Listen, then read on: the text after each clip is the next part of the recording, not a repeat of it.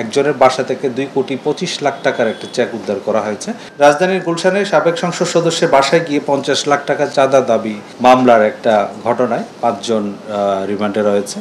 তাদের একজনের বাসা থেকে 2,25,00,000 টাকার একটা চেক উদ্ধার করা হয়েছে এবং এই ঘটনার প্রেক্ষিতে পৃথক একটি মামলা কলাবাগান থানায় প্রক্রিয়াধীন রয়েছে।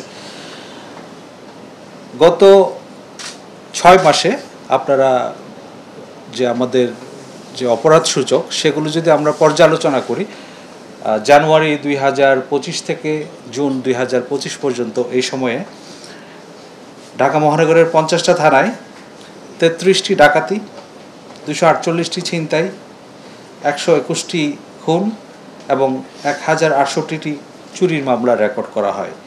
এই হিসাবে যদি আমরা চিন্তা করি, গড়ে ঢাকা মহানগরীতে 20টির মতো খুনের ঘটনা সংঘটিত হয় প্রতি মাসে এবং এই সংখ্যা ডাকাতির ক্ষেত্রে গড়ে 5টির মতো ঘটনা সংঘটিত হয়।